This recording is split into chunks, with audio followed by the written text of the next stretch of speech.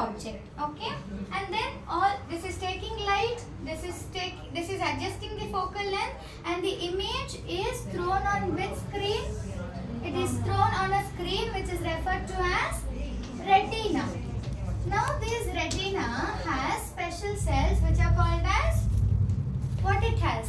It has light sensitive cells. When the light falls on retina, these cells will get activated and the electric signals are generated. These electric signals will send the image to your brain with the help of optic nerves. Then your brain will visualize the image and you will know what you are seeing. All this happens within fraction of second. Okay, you know what is power of accommodation also. And then there is some limit for the focal length to get adjusted also. So that limit is 25 centimeter. If the object is closer than 25 centimeter to your eyes, you cannot visualize that clearly. It becomes blurry. And then as people grow old, this aqueous humor, you know what you have in your eyes, it turns out to be milky and cloudy, and also a layer develops in your eyes. That layer is referred to as, then loudly, cataract. It can be removed surgically, but still it keeps growing again and again. Okay, and then there are some defects. Sometimes what happens, this crystalline lens fails to work. Sometimes it will not focus far distant objects, sometimes it will not focus near objects. So there are three defects which we will go through now. The first one is myopia or short-sightedness. The second one is types of defects like linked to crystalline lens. Which are those three? Myopia or short-sightedness, hypermetropia or far-sightedness, and the last one is presbyopia.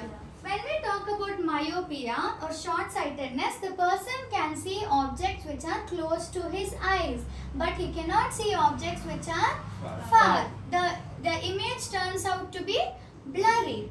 Why? Usually in a normal vision, what happens? Where the image is formed? On the retina. But in case of myopia, where the image is formed?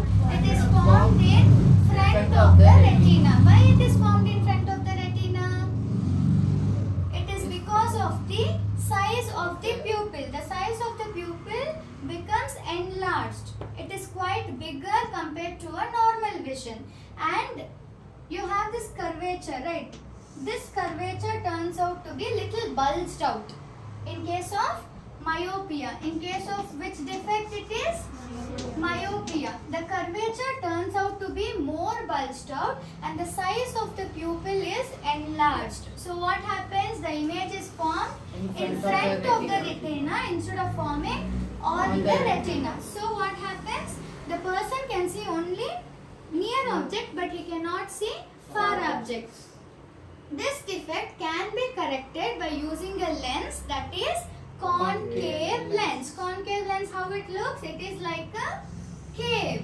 This is your concave lens. So myopia can be corrected.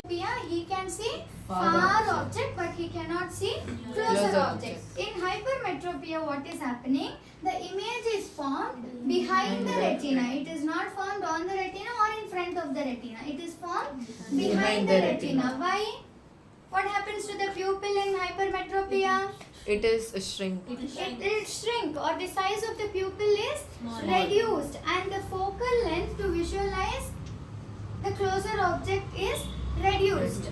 So this defect can be corrected with the help of which lens? Convex lens. Okay, it can be corrected with the help of convex lens. So hypermetropia, the person can see far objects but he cannot see near objects. Then you have last one, it is presbyopia. This is related to age factor. As a person grows old, he'll start facing both myopia as well as hypermetropia. The closer vision becomes blurry and he cannot see the far object. In this case, the person should use bifocal lens. What do you mean by bifocal lens? The lens contains two Which types has of both concave as well as convex. The upper part of the lens is concave lens and the lower part is convex lens. So these are the three defects of the lens of eyes. Which are they? myopia, hypermetropia, and presbyopia.